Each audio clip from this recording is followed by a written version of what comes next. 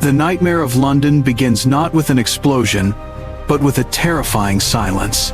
At Trafalgar Square, thousands of pigeons take flight simultaneously, creating a blizzard of white feathers rushing skyward, as if fleeing an invisible reaper that humanity has yet to sense.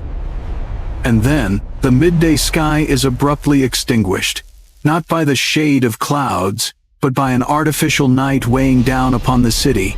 The sunlight switched off as swiftly as a circuit breaker, tripping for the entire world.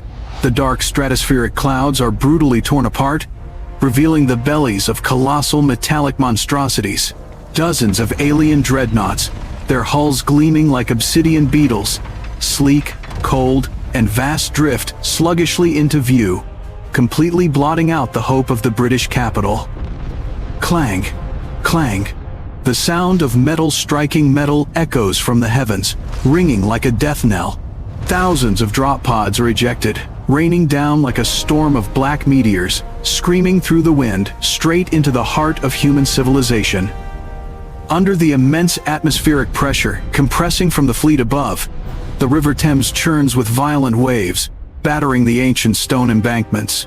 A smaller alien craft spirals out of control, slamming into Tower Bridge at supersonic speed. Crash! The centuries-old icon of London snaps in two in an instant. Concrete and steel shrapnel flying like biscuit crumbs, the craft exploding to create a towering pillar of water and fire, dragging the bridge into the freezing depths. On the ground, chaos erupts into a symphony of panic. A pod smashes directly into a signature red double-decker bus, crushing it into a flattened scrap of metal in a single second. The groan of twisting steel mingles with screams that are instantly silenced within.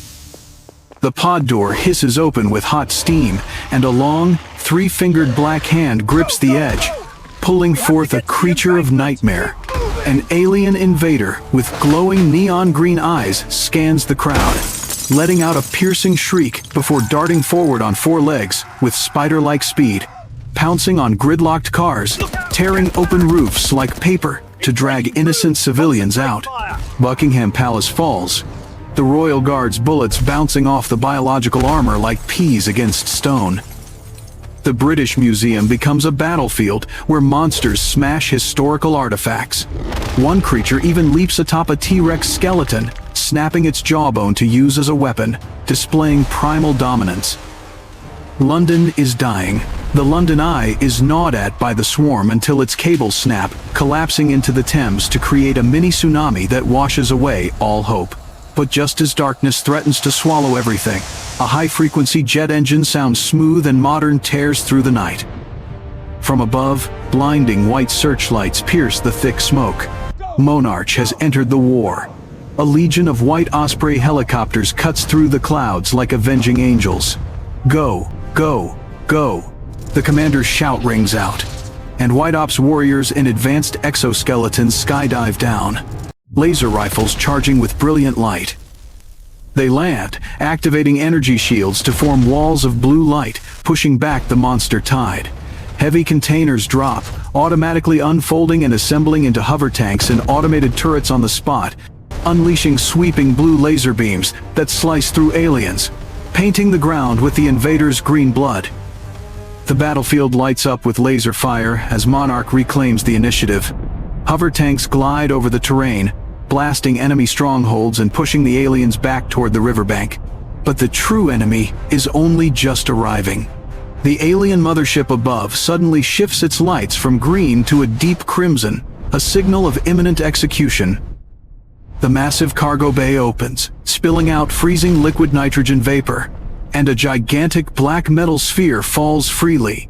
The speed of its descent tears the air, creating a deafening sonic boom. Boom. The impact creates a massive sinkhole right in the center of Monarch's formation, the shockwave hurling men and vehicles hundreds of meters away. From the dusty haze and the intensifying rain, four glowing yellow eyes emerge from the deep pit. Titanus Vorax, the boss monster, rises, its joints cracking with menacing pops. It stands towering, eclipsing 30-story buildings, its roar resonating with enough force to shatter the helmet visors of nearby soldiers. Target Titan. Full attack. The desperate order is given. All firepower is poured into Vorax, explosions engulfing it. But when the smoke clears, Vorax remains standing. Its sleek black armor without a single scratch. It sneers a grin full of jagged teeth and whips its long spiked tail in a deadly arc. 5 hover tanks are struck, exploding in midair into fireballs that crash down to crush the infantry below. Vorax is not just strong, it is sadistic. It steps forward, spewing a stream of green acid that melts both the concrete and steel of a defensive post, turning brave soldiers into puddles of toxic sludge. It shoots tentacles from its back, snatching 2 circling helicopters and smashing them together into scrap. Monarch deploys its strongest weapon, the ion cannon. A massive ion beam hits Vorax's chest, cracking the armor. But its cells boil, and the wound closes in mere seconds. Enraged, Vorax charges, ramming the 100-ton cannon through 2 skyscrapers as if kicking an empty beer can. It stomps the ground, the shockwave launching soldiers into the air like ragdolls, then howls to summon its swarm, turning London into a living hell. Monarch's collapse is swift and painful. Vorax strolls through London, trampling Nelson's column at Trafalgar Square just for fun, showing utter contempt for human history. It reaches its tentacles into Victoria Station, dragging out the last defending soldiers, throwing them far away like broken toys. Snipers on St. Paul's Cathedral shoot at its eyes, only to receive a terrifyingly precise plasma beam in return, blowing the bell tower away. On the ground, a soldier is backed into a corner, his gun empty. Vorax leans down, baring its slime-dripping jaws. It doesn't bite, but sprays acid slowly, melting the white exoskeleton amidst the victim's agonizing screams. Monarch's advanced weaponry now lies broken in the mud and blood. Vorax stands atop the pile of corpses, plunging a proboscis into the earth to drain planetary energy. Ghostly green light radiates from the ground, casting the color of despair onto the face of the dying commander. He watches his comrades being torn apart, their flashlights fading one by one in the dark. But just as his final breath is about to leave him, the radar on his wrist flashes red. 2 alpha signals appear simultaneously. The River Thames froths violently white, and the sky roars with engine noise. He smiles. They are here. The River Thames explodes into a water column hundreds of meters high, and Godzilla, evolved form, bursts onto the embankment. He isn't walking, he is sprinting. Thousands of tons of rippling muscle thunder down the streets of London, every step shaking the city, smashing aside every obstacle. Simultaneously, from the stormy sky, Kong drops Titan Drop with the speed of a missile. Kong clenches his B.E.A.S.T glove tight, diving straight into the hovering alien ships, using his body to punch a massive hole through the enemy air formation. Crash!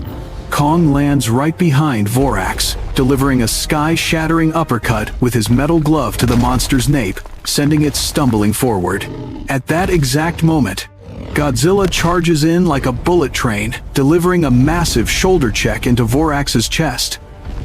The collision of 3 titans creates a shockwave that blows out every window within a 2 kilometers radius. Vorax is sandwiched between 2 Titan Kings, struggling wildly. Godzilla grabs its neck to bite, but the slick, toxic skin causes his jaws to slip. Vorax uses all 4 arms to claw frantically at Kong's chest, spraying Kong's blood into the rain. Kong steps back, drawing his battle axe, bringing down a lethal strike on the pavement as Vorax retreats just in time. Godzilla seizes the opportunity, whipping his spiked tail into Vorax's flank, flinging it crashing into the Houses of Parliament, bringing down Big Ben. Vorax scrambles up from the rubble, its spikes bristling and glowing with toxic green light. It shrieks to summon the swarm. Thousands of small aliens cover Godzilla and Kong's legs like ants. Taking advantage of the distraction, Vorax shoots a long tentacle, wrapping it around Kong's neck, lifting him off the ground and strangling him. Godzilla sees his friend in danger. his dorsal plates glowing with maximum magenta power. He fires a precise atomic breath beam that slices through the tentacle, saving Kong. Kong drops, coughing but eyes burning with fire, grabbing the severed limb and hurling it back at Vorax's face in retaliation. Both Titans charge, each grabbing one of Vorax's arms, pulling it in opposite directions. Vorax's chest armor begins to crack. Suddenly, a doom beam of black-purple energy erupts from Vorax's chest, blasting both Godzilla and Kong back 500 meters. Vorax floats up, draining energy from its ships to heal and grow to a colossal size, becoming an invincible fortress. Godzilla growls at Kong. Kong slams his fists together. They understand each other. They need an ultimate combo strike. Under the thunderstorm that is now more violent than ever, Godzilla begins to charge his energy. Voom! Voom! But this time, Kong raises his axe in front of the lizard's mouth. Godzilla fires his atomic breath directly into Kong's axe blade. The blade absorbs all the energy, glowing a blinding magenta and vibrating in Kong's hand like a miniature sun waiting to explode. Seeing the danger, Vorax dives to attack. Kong, wielding the overloaded axe, uses all his strength to leap high. High jump, heading straight for the descending Vorax. Time seems to freeze in the moment. Kong and Vorax collide in mid-air. Kong swings the axe in a perfect arc. Slash! The blade tears through the energy armor, slicing off the right arm and carving a deep gash down Vorax's chest.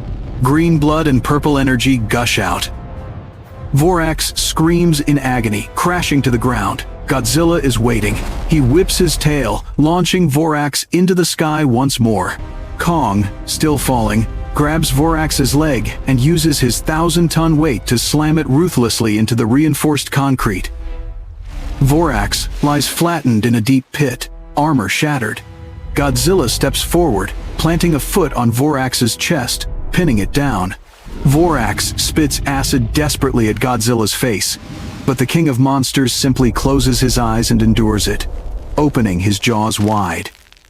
Kong stands guard, raising his B.E.A.S.T Glove to hold back the alien swarm. Godzilla executes the kiss of death, firing a stream of magenta energy directly down Vorax's throat. Vorax's body bloats like a balloon about to burst. Boom! A mini-nuclear explosion wipes the area clean, vaporizing Vorax completely into ash. Vorax's death sends a psychic shockwave that panics the entire alien legion. Ships turn and flee into space. Dawn begins to break after the stormy night. Kong sits heavily on the ground, panting in exhaustion, rubbing his wound. Godzilla growls a soft confirmation of victory. Kong nods. Survivors emerge from the rubble, looking at their saviors with awe. Kong shoulders his axe and walks toward the HEAV, while Godzilla turns to dive back into the Thames, his dorsal plates sinking to leave behind peaceful ripples. Against the backdrop of a ruined but sunlit city, a small green sprout rises from a concrete crack, signaling rebirth.